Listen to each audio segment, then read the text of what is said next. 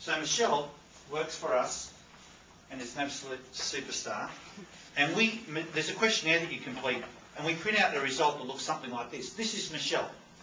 And this is Michelle, that's centre line, well it's not really, but Michelle's ID as we call it, right? That's Michelle's centre line. So that whatever this means, like I haven't even explained to you what this means, but whatever it means, it says when Michelle gets to operate in that shape, that's when she's going to be most happy, most successful, most confident, most energised, most passionate.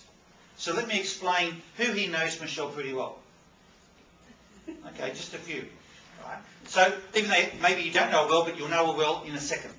Let me explain a couple of these things to you, because this is cool to know this about yourself. See how there's some here that are really long? That's not just a drive, that's like a Ferrari.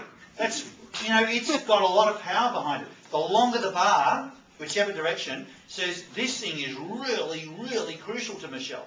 If you are a shorter drive, it's sort of a drive, but it's only 10 miles an hour. It's not like 100 miles an hour. So Michelle would really want to pay attention to the purple one and the yellow one, as an example. So let me quickly explain what they mean, and then it'll give you a sense. And I hope from this you might get some clues that might help you guys. In fact, I've got a chart here. That maps out a lot of the characteristics of those 4 columns, or the 8 directions. So as I'm going to give you this to take away. So just even without you doing this, there might be some clues here that you could sort of look at and go, I think I'd be in that box. And maybe it would start to give some clues for you as to where might your passions lie. What are the strengths I bring to the table? That type of thing. This first instinct, we call it the instinct to verify. So being an instinct, it's a drive. It's like a raging river in Michelle's mind. She has to do this. She must check and go over things and make sure they're right. I know Sharon's got the same sort of instinct, so she'd relate to that. So if I said to Michelle, don't worry about it. I've already checked it, Michelle. Just leave it alone. Let's just go. It's done. She could do that to please me. What's she going to do the minute I turn my back? She's got to just give me that thing. Let me check it. I want to make sure it's right. When we go through and do this with people, and like even a verifier will be saying, no, I think you're right. No, I'm pretty sure. You're right.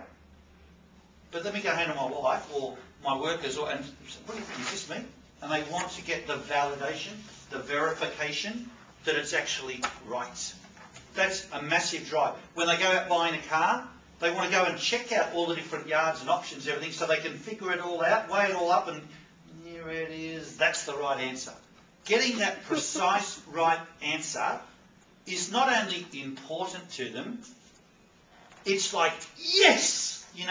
It's like this buzz, that sense of fulfillment. It's like, yes!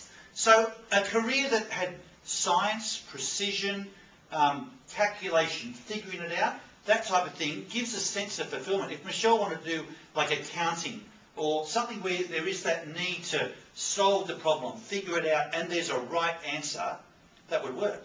But if Michelle went into something that was sort of like creative, where there wasn't the right answer, that, airy-fairy, it wasn't professional, there weren't problems to be solved, it was pretty straightforward. So think of working at McDonald's every day, where they train you on everything. You don't really have to think about it too much because everything's been trained. There's a procedure to follow. So it's much more about the compliance.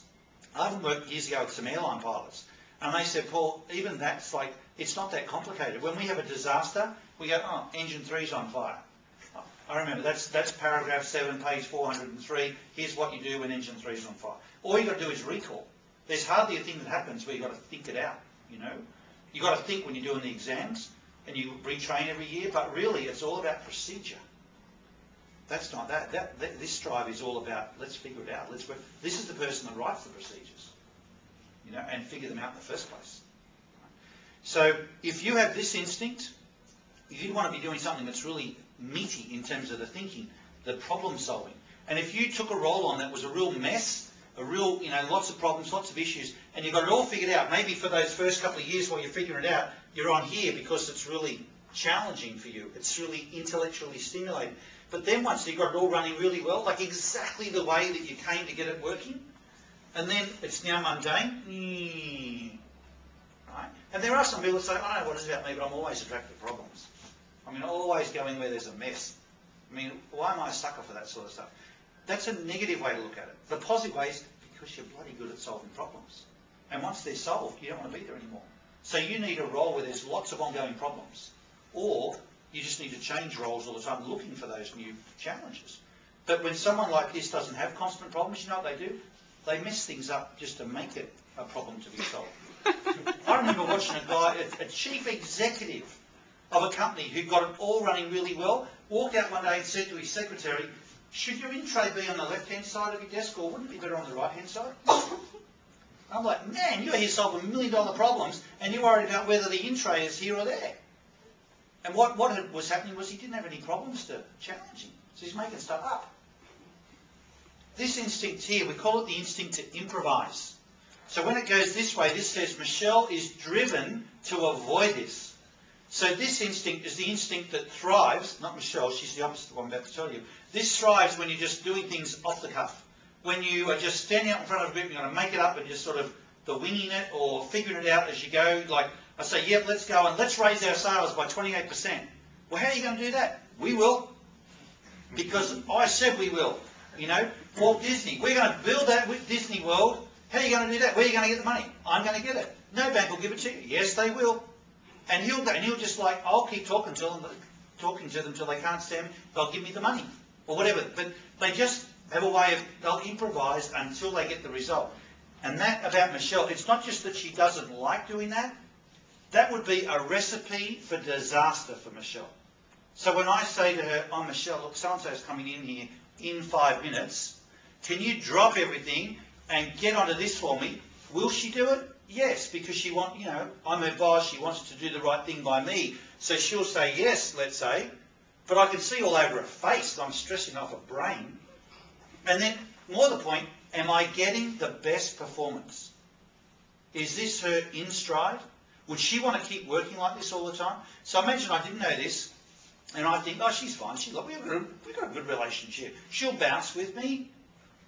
That's why people up and leave. We're talking about retention. And I'm saying it's actually predictable to find the people that might leave. Because if you've got people that are working out of sync with their natural ID, they can't sustain it. They'll do it for a while, but there will come a time that they've got to make a change.